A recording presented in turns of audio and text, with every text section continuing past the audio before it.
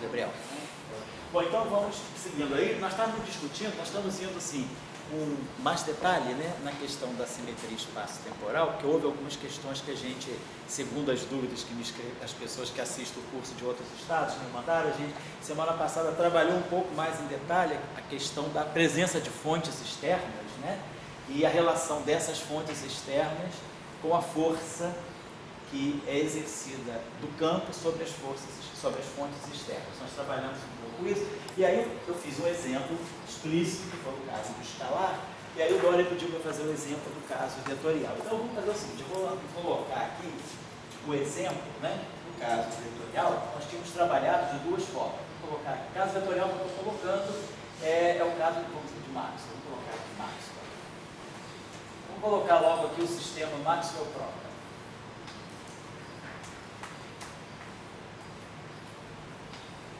O que é o sistema Maxwell-Proca? O sistema Maxwell-Proca é uma espécie de uma eletrodinâmica com fóton massivo, sendo a origem da massa do fóton, podendo ser a origem da massa do fóton, por exemplo, vinda de uma quebra espontânea de simetria. Mas nós não vamos entrar em detalhes, a gente vai já colocar o termo de massa. Então a formulação de Proca é essa densidade de Lagrangiano aqui, que é o Lagrangiano típico de Maxwell,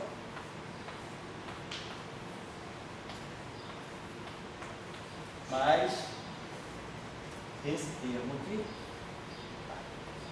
vamos chamar assim o meio de psi, esse parâmetro aqui, né? A mi, a mi.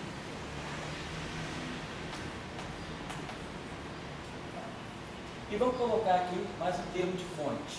Então, mais um termo aqui, que é o que a gente está tentando insistir um pouco, é a questão das fontes externas, porque as fontes externas marcam uma dependência explícita de x, e aí elas que de uma certa maneira, levam à violação da simetria sobre translações espaço-temporais. Então, vamos dizer que a gente tem essa uma fonte aqui, né? Uma função explícita de x e t, né? Das coordenadas do espaço-tempo e do campo. Então, aqui é a fonte externa. Isso é uma coisa que eu estava recordado. Sim. A Lagrangiana é essa. Essa é a Lagrangiana. Onde é que está a massa aí? Vamos ver agora. Vamos ver agora. A massa vai aparecer. Vai aparecer, vamos ver pelas equações de campo. Ela não está na... Ela está aqui. Nós vamos ver por que isso é uma massa. Tá, vamos ver por tudo bem. Então vamos fazer o de sempre, né? Fazendo a variação, fazendo o princípio variacional, a gente já está cansado de fazer isso aqui. Vai ser a variação desse vezes esse, mais esse, variação desse, está duas vezes, então vai produzir um fator menos meio, a variação do F mini, vezes o F mini. O outro termo, que é F mini, variação desse F aqui, acaba sendo igual a esse, dá o fator 2. Então ficou assim. E aqui a gente faz aquele truque de sempre, isso aqui é dmi, variação do campo a mi, menos dmi, variação do campo a mi. De novo, esse termo aqui vezes esse é igual a esse vezes esse. Então esse termo aqui a gente pode descartar e colocar um fator 2 aqui. E aí o meio desaparece.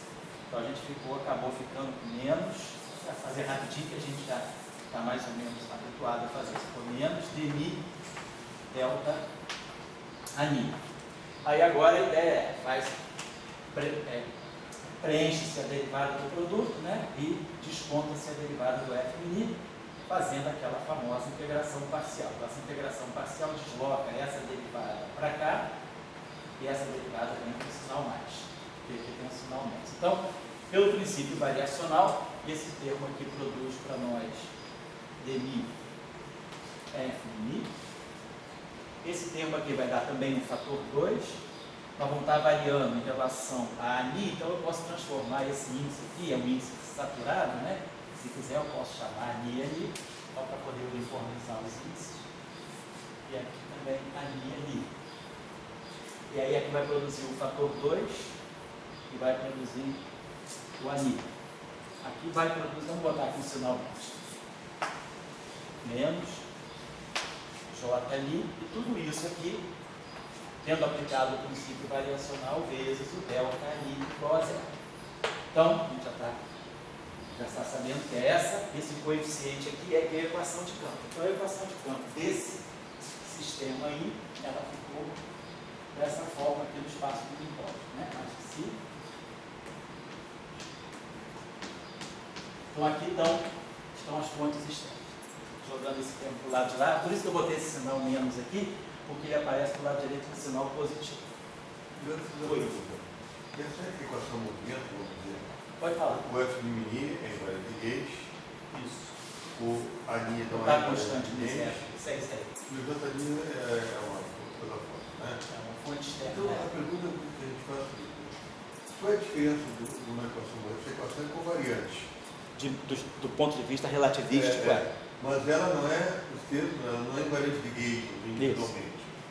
Vamos dizer, isso mata a equação ou ela, só pelo fato de ser covariante, já dá uma credibilidade? Não, já dá uma credibilidade, porque é uma equação relativística. Vamos ver o que ela está dizendo para nós e depois a gente discute a questão da simetria de Gates. Se não tivesse, o que seria, e tendo o que é. Vamos ver.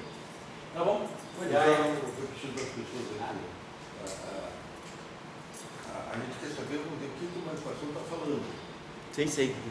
Qual é a mensagem que a gente lê dali? Que spin está ali dentro? Que massa está ali dentro? O Congresso, a credibilidade. Tá. Não, a credibilidade da equação. A equação tem, o Congresso não, mas a equação tem. Mas aí eu pergunto, por exemplo, em dois termos, a covariância e a invariância de Gauge. Certo. Isso que eu gostaria de explicar. Vamos colocar aqui. Então. Que antes de você dizer que essa equação vai para o experimento, você tem que mostrar a credibilidade dela. Tá legal.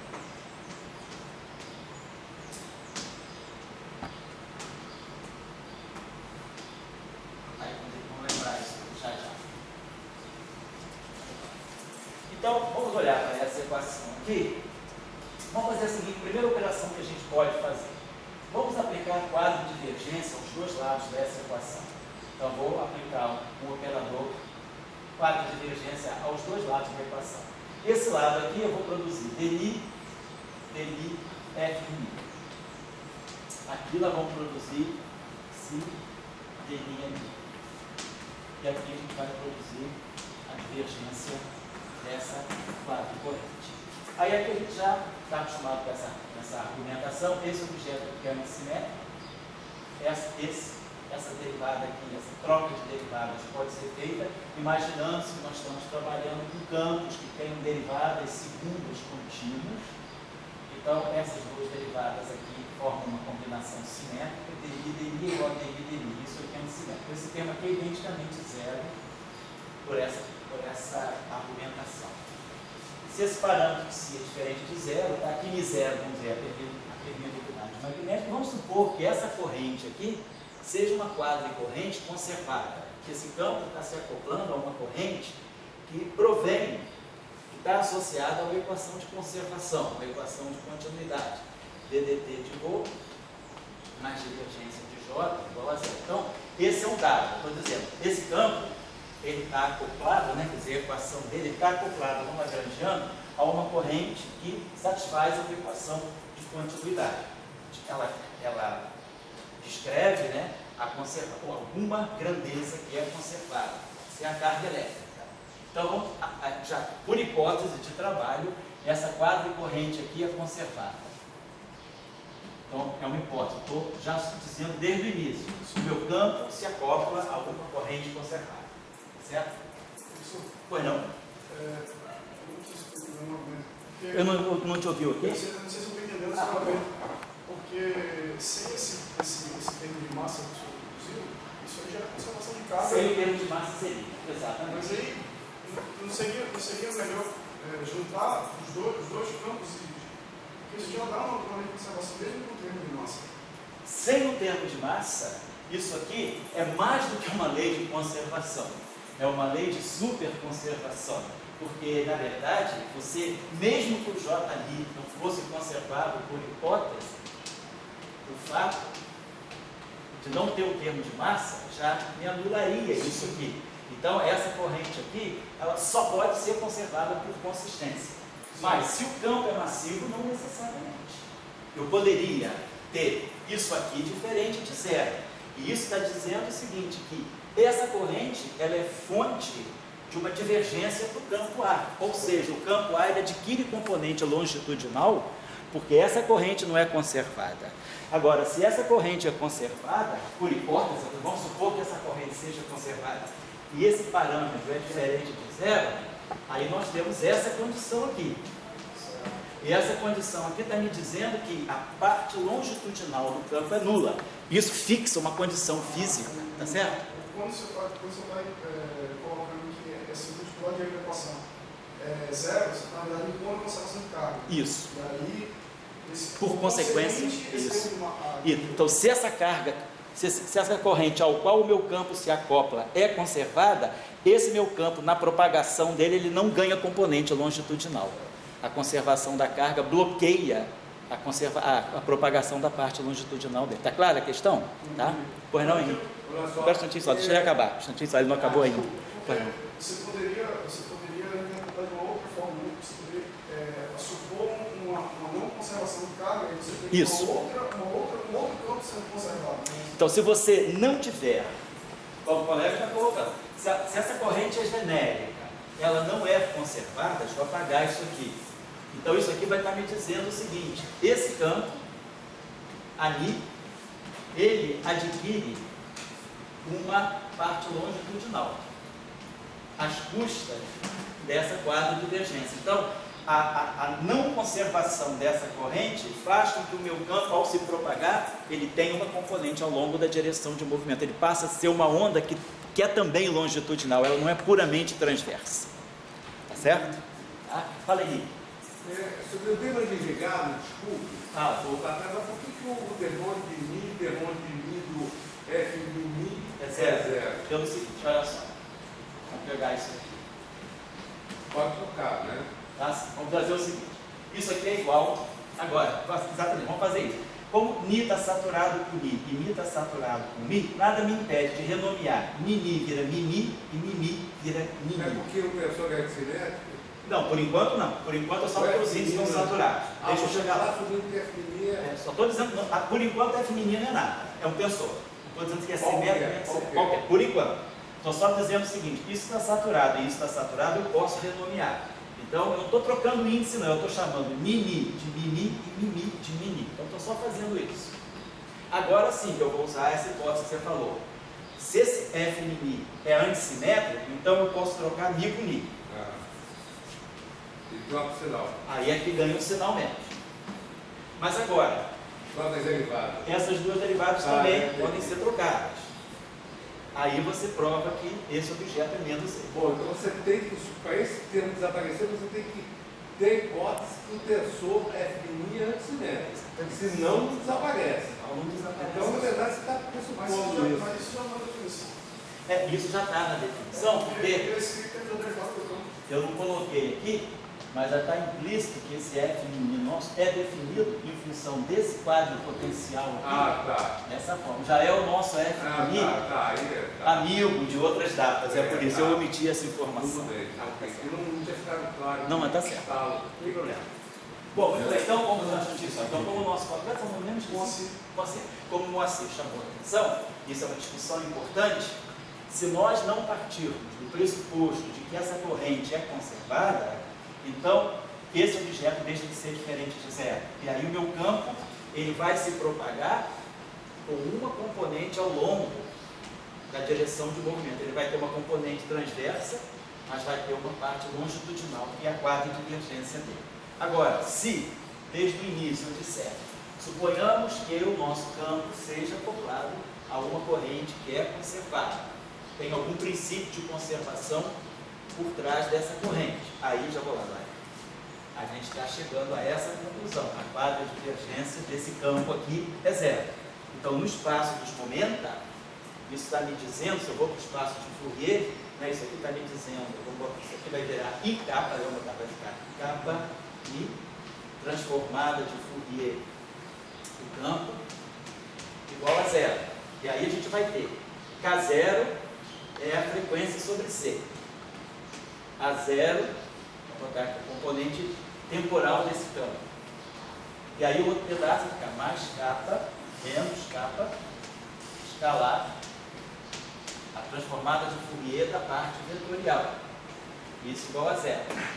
Então aí a gente está mostrando, se isso aqui é igual a zero, isso aqui, então a gente está mostrando que existe uma componente de A ao longo da direção de movimento, que é, na verdade, a parte temporal do campo. Quer dizer, a parte temporal do campo, ela não é um grau de liberdade. verdade independente. Eu posso expressar isso aqui como sendo C, como sendo kc sobre ômega aqui.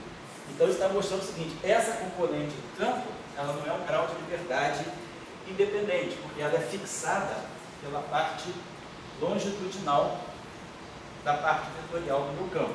Então eu estou subtraindo um grau de liberdade do problema. Quer dizer, o campo é A0 e as três componentes A. Mas na verdade, essa condição aqui mostra que esse campo existe, mas ele não é independente, ele é função desse. Então eu fico só com os 3 graus de liberdade dessa parte vetorial. 3 graus de liberdade significa que o spin é 1. Então, o que nós estamos descrevendo, no momento a gente já sabe, nós estamos descrevendo alguma coisa que vai ter essa condição aqui, está me indicando que esse spin aqui é um puro spin 1, porque são só 3 graus de liberdade. Fala aí. Tentando descer um pouquinho mais a terra, qual é a teoria, qual é o exemplo de teoria física, né, corrente, que não é conservada? Você tem outras. Não dá um exemplo, só para descer um pouquinho. Por exemplo, a corrente, vamos dizer assim, o número leptônico, ele é associado a uma grandeza que não necessariamente é conservada. O número bariônico também. Então você tem conservações globais que não são necessariamente. Então, tem grandezas globais, núcleos quânticos globais, que não estão necessariamente associados à lei de conservação.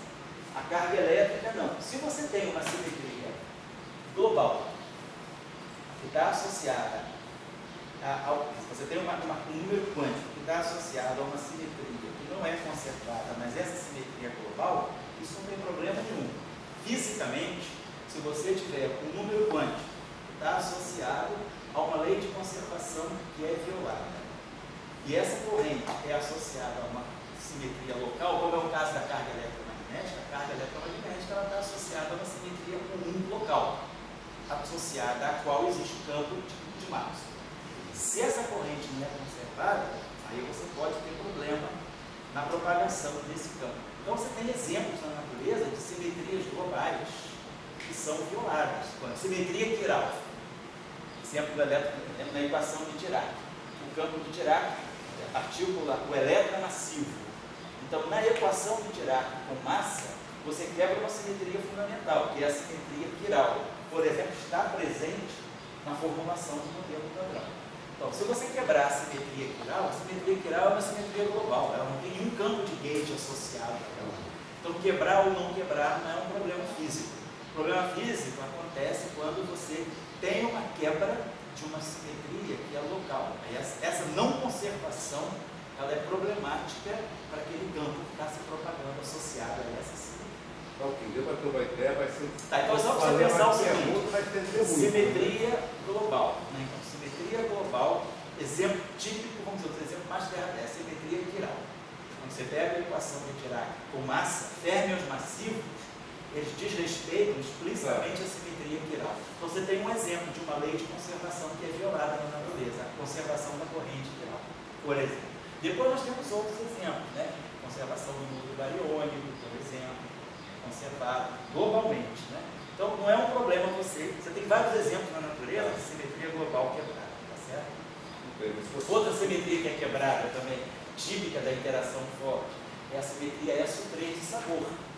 Quando você pega o modelo de Kelvin, né, o Eightfold Wave, e você tem quark U, quark D, quark S, né? Você tem aquele triplete de quarks na representação fundamental de SO3, não estou falando do SO3 de cor, da QCD não. Estou falando do SO3 de sabor, daquela teoria, aquele modelo chamado Eightfold Wave Kelvin, que mostra que 3 quarks formam um bário e um quarto de quark formam um meson.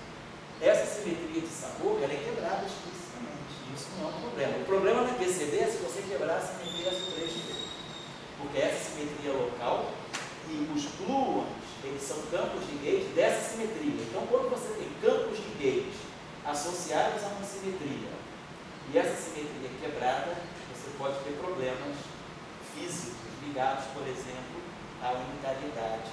Quer dizer, a matriz Z, as amplitudes de probabilidade ao quadrado podem dar negativos. Então você tem um problema com a interpretação da mecânica.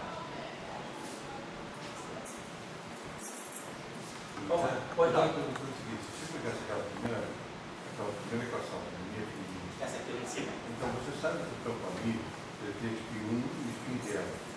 Será que esse dia quebrar, mostrar para a gente, fazer, quando você coloca um operador transversal e longitudinal, na verdade aquela equação está com duas equações. Ela não é podemos ver isso. Podemos, deixa eu apagar. Então vamos terminar isso aqui e já vou ver isso. Vou ter que ver isso aqui. Então, só para tirar essa. Oi, está começando lá?